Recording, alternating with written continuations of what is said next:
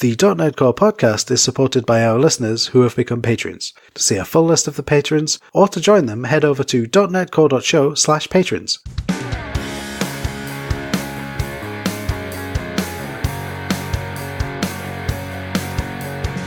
Hello everyone and welcome to the .NET Core podcast, the only podcast which is devoted to .NET Core, ASP.NET Core, EF Core, SignalR, and not forgetting the .NET Core community itself.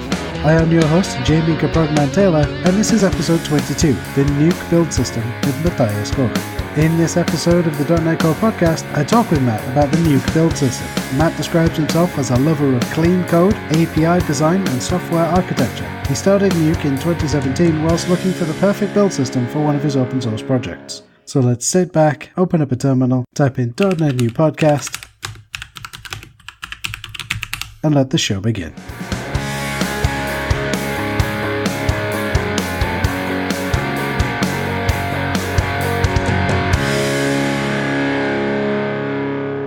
So thank you for being on the show, Matthias. Is it Matthias or Matthias? Which would you prefer? Well, in German you would say Matthias, which sounds boring.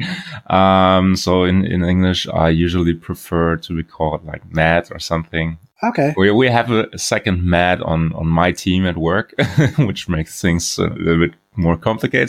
At my first programming job, there was already someone there called Jamie. So when I joined, I became 2.0.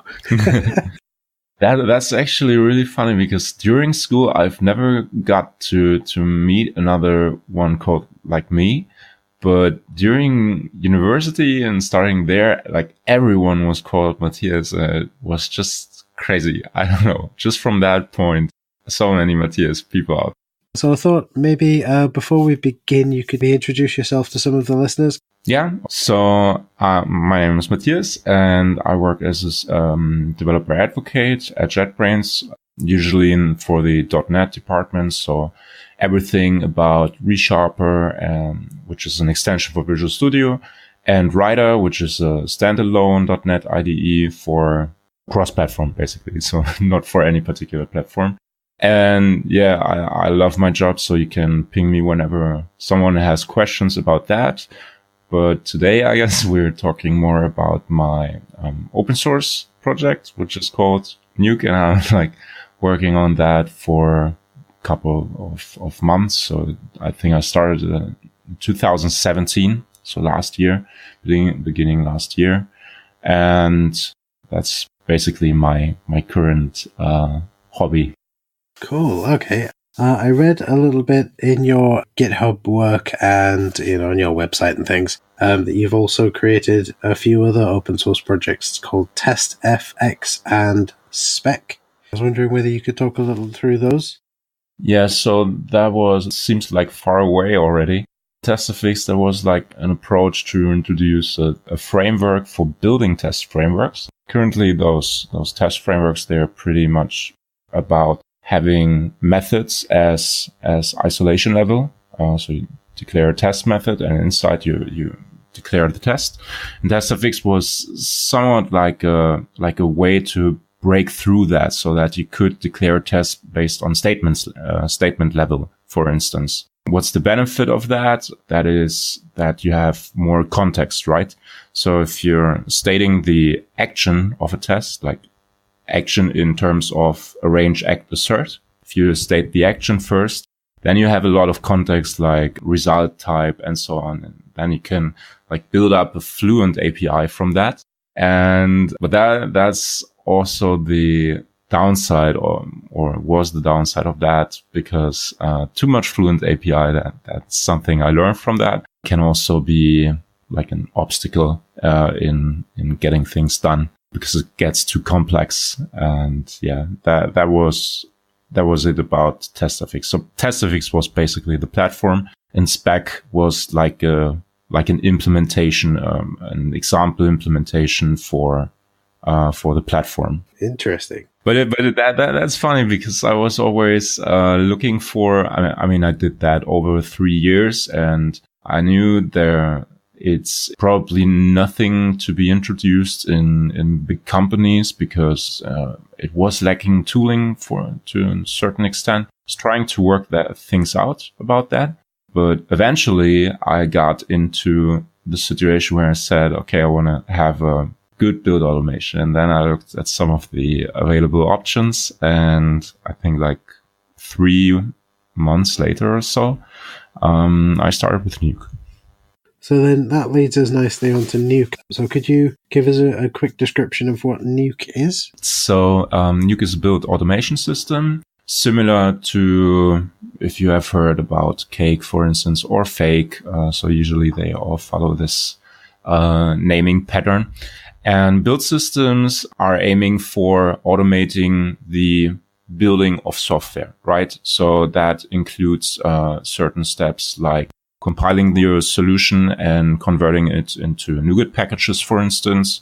I guess that's pretty common for everyone working in .NET, but also other things like uploading things to an FTP server, whatever you can think of. So everything that you would like to automate, like with every commit to a release branch or a master branch, whatever you can think of, that can be done with build automation systems, and they will just help you to put everything into the right place and call that in a convenient way. The idea obviously with Nuke is to provide this service of a automated build tool that can do all of the things, like basically, like you said, similar to Cake and Fake, and to package it to NuGet if you need it and things like that. So it acts as a platform. It provides a lot of predefined tasks, we call it that way. So something like invoking MS-Build, for instance, as a command line tool. So MS-Build exe, for instance, or the .NET CLI, that you can do in a very convenient way inside Nuke. And all those calls to tasks are usually encapsulated into targets. And a target is like unit inside your build automation chain that you can call either as a single invocation or single step. Or in build automation, there's a common thing called dependency model. Or the second way is to say, okay, I have the pack target, for instance, and in order to be able to call pack, I first need to call compile.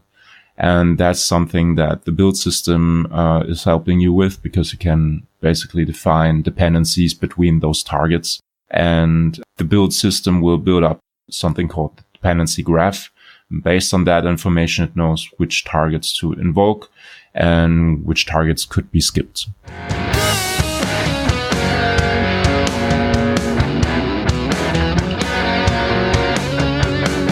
I've seen on the website that I think there are 2 types of Nuke. There's the .NET Core Global Tool, and you can have scripts. Is that correct? Am I reading that right? Not exactly, no. So there is a global tool, and so that's really the thing, I guess, for your podcast also, because it's all about .NET Core. And those global tools, I was really happy reading about that when it was released, and because I instantly knew how this can improve the invocation of Nuke, right? What you have seen, those scripts, if you set up a repository with Nuke and you want to introduce Nuke as a build system, then what it does is to create 2 bootstrapping scripts, which is a PowerShell script for Windows-based systems and Bash shell script, which can be executed in all Unix-based operating systems. And those bootstrapping scripts are basically just taking care of, doing the bootstrapping. What they do is, if you don't have that installed locally already, then they will download the .NET Core SDK, because that's a requirement for compiling the build program. So I wouldn't call it build script anymore, actually, because what it is actually a build program encapsulated inside a normal C# project. That's the new thing about Nuke, I guess, compared to others. And because you have those bootstrapping scripts, you can invoke a build everywhere. So even on a freshly set up Windows machine, for instance, could check out a repository and at least the build project would compile because it knows how to download the .NET Core SDK. And the global tool on the other side is just a more convenient way to invoke those bootstrapping scripts. So what you can do is, compared to before, on Windows, you would say PowerShell./build.ps1, for instance, different on Unix systems. But now you can, on both operating systems, you can just type Nuke inside your repository, and it will find those bootstrapping scripts and invoke them for you. I really like that ability to, regardless of how I've set up my machine, can pull the repo and at least build it, because that's the biggest barrier to entry, I feel, when you're working on a project which is new to you, but a pre-existing project, if that makes sense. So someone else is already working on it and you pull the code, right? How do I build it? That's the biggest barrier to entry straight away, is what tools do I need to install to be able to actually build and run and edit this code base? And if I could just type in Nuke at the CLI, and it just does it all for me, that's fantastic. Yeah, right. And one small thing about that as well is I kind of like that you can be wherever you want inside the subfolders of your repository. So even in a very deep subfolder, and you can just type Nuke again, and it will recursively scan upwards the directories and try to search for that certain marker file we have in place. It's just called .nuke, and that will mark the root directory. And you can execute a build just with the same command. So usually if you have just those bootstrapping scripts and you're like messing around with your build and navigating somewhere, you would need to take care of the relative paths, right? And go upwards or have a second shell available. But there you can, just be anywhere and invoke Nuke again, just like that. I like that, because that greatly simplifies, like you say you have to climb 4 or 5 levels deep into your subdirectories to change something, to change some file, to fix some bug, then to rebuild. If you're not in Visual Studio or Rider, for instance, you may have to, like you say, traverse back up to the root of your project, or at least to where your project file is, to be able to type in .NET/run or .NET/build. Mm-hmm. Whereas Nuke allows you to just, from what you've said, you just type Nuke and it will take care of all of that business for you. That's incredibly useful. Yeah. And just another thing that we've added like 2 months ago also incorporates the global tool is the ability to complete parameters that you define in your build script or build program. Sorry. So if you have a parameter called API key, for instance, if you plan to push your NuGet packages to an endpoint, then you can, with the Nuke CLI, you can just type -- for the parameter, then maybe an A, and then hit tab, and it will complete the parameter for you. And there's also completion for targets and so on. That's the reason why I said this global tool thing about .NET Core is just such a great way to avoid all those messing around with bash scripts and PowerShell scripts. Very early in the beginning, we had the setup built completely in bash and PowerShell. And that was so fragile. You always had to keep them in sync. And with those global tools, you don't have that issue anymore. You just have your implementation in .NET. You can be sure it can be executed on both systems, and that's all you're gonna need to know, right? I like it. Could you use Nuke on the build server as well? Yeah, so on the build server, usually I would prefer to invoke the bootstrapping scripts, because installing the global tool is not really of use. The 2 advantages I explained are there's no use for them on the build server, right? Although just recently a very big project converted to Nuke, which is Avalonia UI.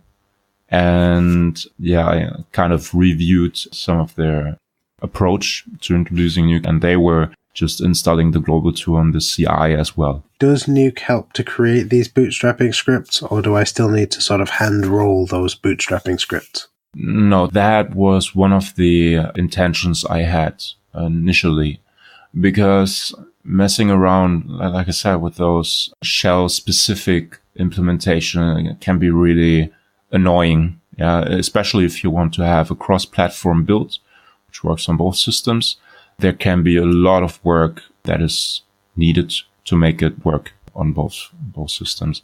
And those 2 scripts are completely auto-generated. But in case you have additional things you would like to be involved there, then of course it's also possible to just customize them. So looking at the documentation, there's a lot of C# stuff. So there's the global tool, which is the .NET Nuke global tool.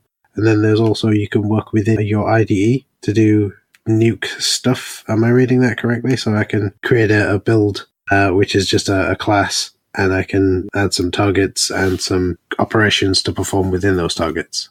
Right. So the initial thought was also to make it as less complex as possible. You say that? Less complex, yeah? Yeah, that makes sense. The idea was to just use a C# console application, and that's what it is. So those bootstrapping scripts are just compiling that console application, and then it's getting invoked. And the big benefit is that we get all the IDE tooling that is available already out of the box. So there's no additional work to make refactorings work, to make debugging work. I never managed to debug an MS Build file, right? I know it's possible, but that was always even just thinking of that made me headache. And that's one thing in Nuke, you don't have to worry about that. It's nothing you need to read documentation about or anything.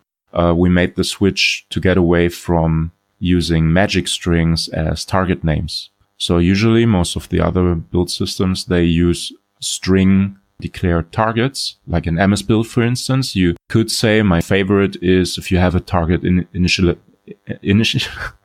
that's a hard word. Initialization? Yeah, exactly that one. It can be written with S or Z, right? And you can make this mistake. And in Nuke, however, those names are actual symbols. Because of that, the type system and the compiler can help you to spot those errors, and it won't even compile if you have such an error. Meanwhile, with other build systems, you get a runtime error. And back to your question about the extensions, those extensions are usually just improving the already given experience with Nuke, especially in terms of executing the build targets. So for instance, in Rider, you can place the caret inside a target declaration, and the usual way in Rider and ReSharper is to hit Alt-Enter. And if you do Alt-Enter inside a target declaration, you get a nice little pop-up which lets you execute the current target that your caret is positioned in. You can execute that with all the dependencies, for instance, in debug mode if you want, or just skipping dependencies, whatever you like. And another extension is also available for VS Code, because I want to make it approachable to everyone, of course. Something for Visual Studio is planned, but the extension model is different to what I'm used to with Rider and ReSharper, and we're waiting to... One specific thing I can maybe just explain that is the VS Code extension has code lens providers. So you can have a little code lens text above the target, which says debug and run. And we intended to do the same in Visual Studio, but it turns out they have a different implementation for CodeLens, and that won't let you have a text which is bound to a command that is just invoked. What they have for CodeLens is just some kind of graphical details window where you can also leave some comments, but it's not the way how we plan to make things work. So in Visual Studio, it might take a little while to have this CodeLens implementation, but we're thinking about maybe having the task runner being used for that. And the task runners, it feels similar for everyone who hasn't heard about that. It feels similar like a unit test runner, for instance. And then you have just all the targets as a tree available, and you can just double click them and invoke them like that. Sure, yeah. I remember back when I was using Gulp and Grunt to do bundling and minification 2-3 years ago with my MVC applications. Yeah. So I'm familiar with the task runner because it's the same window, isn't it? Like you say, you have a tree with like a before build, and an after build. Yeah, something like that, yeah. So one of the major build systems out there, which is even like cross-language, I would say, I think is Gradle, and was also kind of inspired by that because they have a very good UI tooling, I would say, in IDEs like IntelliJ, for instance. That was a goal for Nuke as well, to provide the same level of integration. Because that, we talked about that initially, about my TestFX project. That was one big mistake, I would say. Afterwards, I kind of reflected about that, and that was a big mistake to not integrate with tooling as soon as possible. I think it's really important to take approaches which integrate natively without doing too much magic. Sure, that makes sense. The quickest you can get the tool into the hands of users and make it easier for them to use it, I suppose. That's also, we didn't talk about that. Usually it's always something that I mention during introduction when I do presentations, because writing scripts, build scripts, was usually a thing that was dedicated to a single person. Whenever I was working in a team, there was one guy who was managing the build, or one developer, let's make it this way, managing the build. And if that someone is on vacation, then you might be lost, right? Everything's standing still. You have to invest a lot of work to continue. And having pure C# for build automation makes this step a little smaller, at least. Especially if you're using C# to architect your application logic, and you can use the same C# to create your build steps, to package up your application logic and create a binary or a NuGet package at the end of it. It makes sense, because then, like you say, it reduces that barrier to entry. You don't rely on a single person or a small team of people who know the build tools intimately, and you don't get to a point where, as you said earlier on, you're trying to debug an MS build script and have no idea because it's so complex. Yeah, right. I very much like the idea. So this is not coming from me, but Gary from the Cake team, he once said in a presentation that it's a good idea to use a build tool which follows the same language as the main project language. So if you're doing F# project, then use Fake and so on. And I very much agree with that, because at first I also had the idea of, well, let's use Fake and learn a little bit more about F# as well, meanwhile. But in reality, this works a little bit differently, because you won't always have the time in various situations just sit there and learn some new things to make the build work. So I very much agree on this point. Yes, I've seen it too many times in my relatively short career so far, where a build has failed and the person who is in charge of making the build work is, like you say, on vacation, or maybe they're out with illness, and a small team of very dedicated people essentially try their hardest by a combination of slamming their heads against the keyboard and going to Google to find out. Yeah, right, yeah. Whereas, like you say, if we're using the same language that we're writing the application in, the theory is that you know that language anyway, so you should be able to at least follow along with the build system and find out what's going on. Yeah.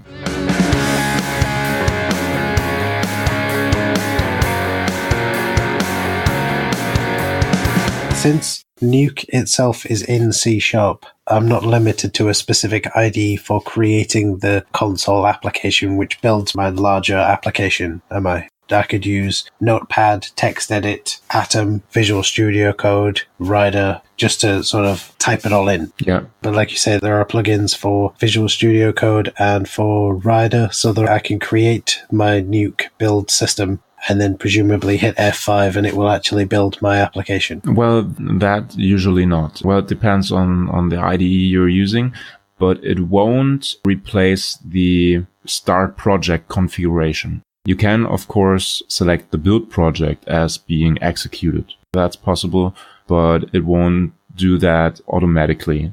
So we're just orchestrating MS Build or .NET, whatever you need.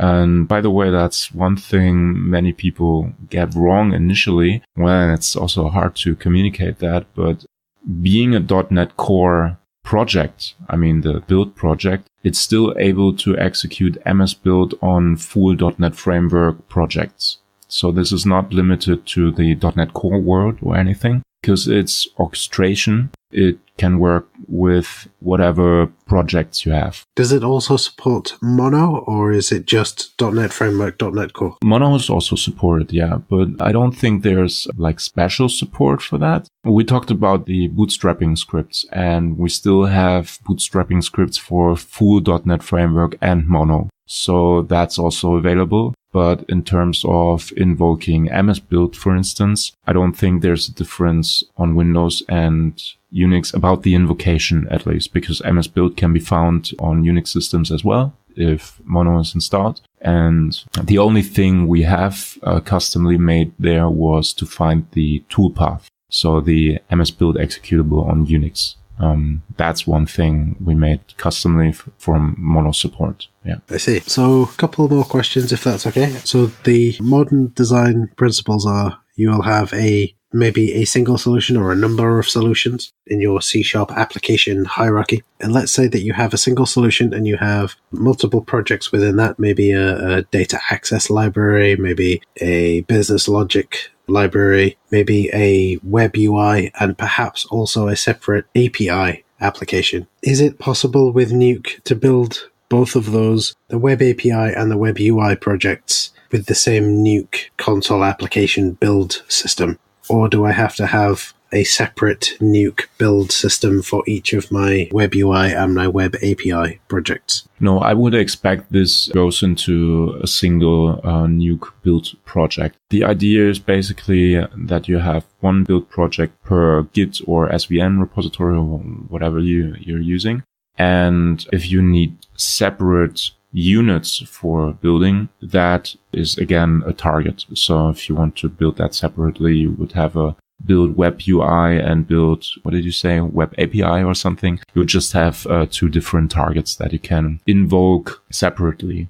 That's also one thing that the global tool provides, and even the bootstrapping script itself. If two targets don't have a correlation in terms of dependencies, then you can just separate them with the plus sign, I think, or a space, and both of those targets would be executed. So it's very flexible also. Looking back at some of the example targets that are available on the Nuke website, I'll put a link in the show notes. The targets seem very much like, so I've been doing a lot of PowerShell build automation recently, so I've been trying to figure out how to build my PowerShell modules into PowerShell scripts recently. And it's Sake, so Psake is a tool that I've been using to create build scripts for my PowerShell scripts. And they have a very similar feel to them, I think, with a task, the name of your target, and then the actions required to run them. Was that something that you were aware of, or is that just something that is a common design pattern throughout the build automation systems? I was first a user of Cake, and of course this also kind of inspired me because they have this Fluent API for configuring a certain target a little bit more, like with dependencies, but that's not the only thing can add to a target. For instance, what we provide in addition, or that like a condition when a target should be executed, that is checked like at runtime. For instance, if a certain NuGet package was already built by a previous build, you could, for instance, skip the pack target as one example. And another thing is we provide a way to add requirements.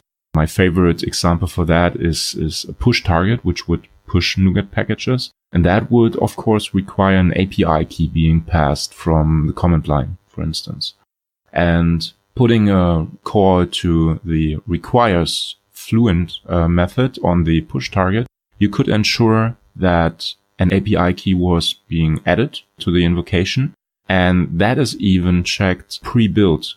What I mean by pre-built is that this happens before any invocation or execution of any other targets. So even if the push target is eventually dependent on the clean target or compile target, then those conditions are checked prior execution to them. So you have a fail fast behavior of your build. You won't wait until all those targets have been executed, and then at the push target you realize, oh, there was no API key being passed. So that won't happen. And aside from that, what my suggested way at least is to make it a little bit more readable is we try to advocate for using static imports. I think the best example is the math class, which has square root method, add, subtract, and stuff like that. And if you're writing code with that, it's kind of annoying to have that math dot written everywhere.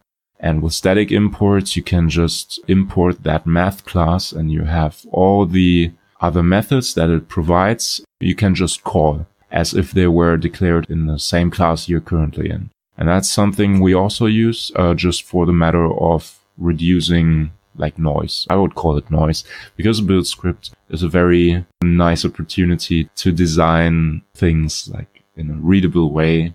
I really have to point that out. If you like to do things like with real C#, right? And with real C#, I wouldn't import statics all over the place. But my suggested way is in Nuke is to just break out of the build declaration and have it in a separate class. And there you can just start over with different coding style, which follows the usual approach of C# style guidelines. Like, for instance, having a private modifier and so on. Inside the build declaration, inside the build class, I'm usually trying to avoid that because it makes things more readable. Sure, that makes sense. A friend of mine likens that to reading a newspaper, in that you need to be able to just look down the page and understand each thing at a high level. Oh yes, okay, so we're call the .NET restore action, set verbosity to maximum, set NuGet sources to private NuGet feed. Whereas you don't need to drill down into the detail to find out how it's doing it. You just need to know from that top level 10,000 feet approach. Yes, we're calling this command. We're doing this with NuGet. We're doing this with the verbosity. You don't need to go, but we need to set it to maximum, and we need to call this particular version of the .NET SDK, and we need to pass in the username or the personal access token or whatever to get hold of the NuGet feed. Or the URL for the NuGet feed. Like you say, that could be abstracted away into some static class that you're pulling in somewhere else. Right.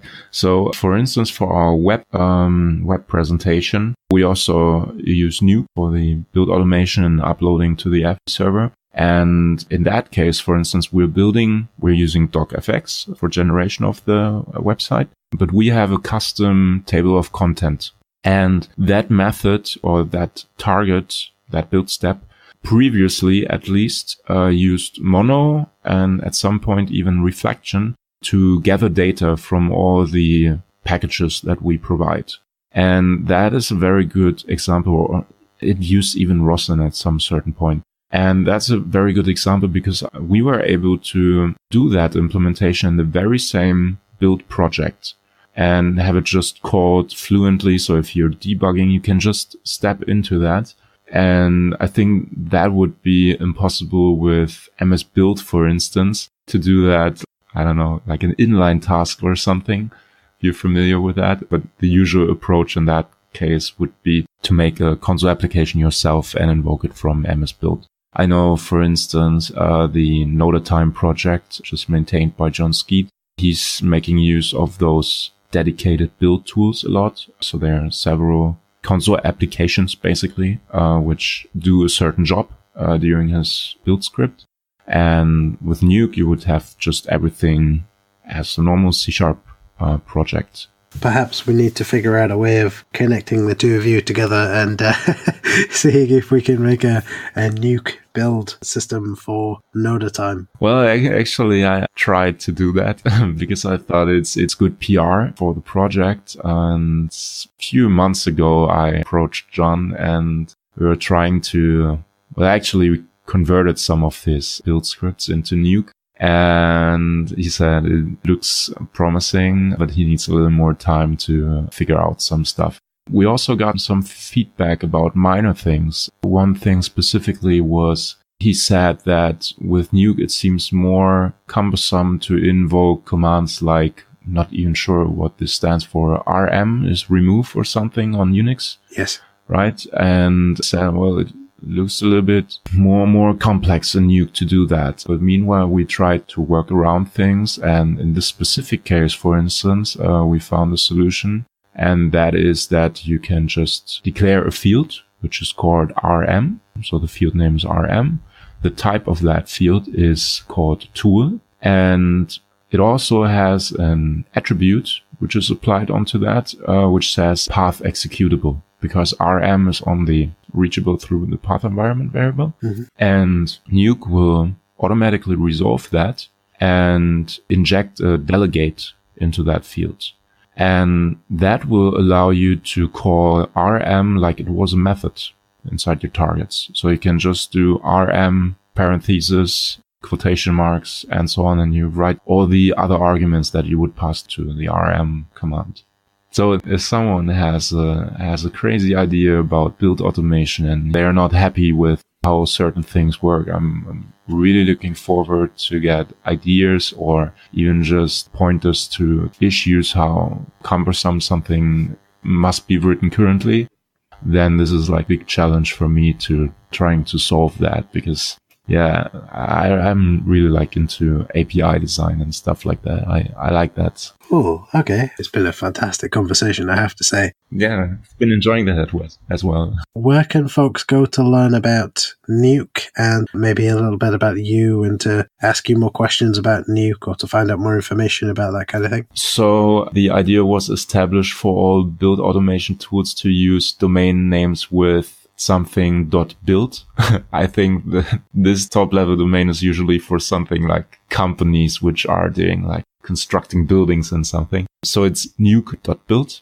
And also we usually rely on Slack. We have a Slack workspace, which is quite busy already. I think we have like almost 50 members there. Okay. Lots of questions. And of course, we're using GitHub issues for reporting bugs if there are any.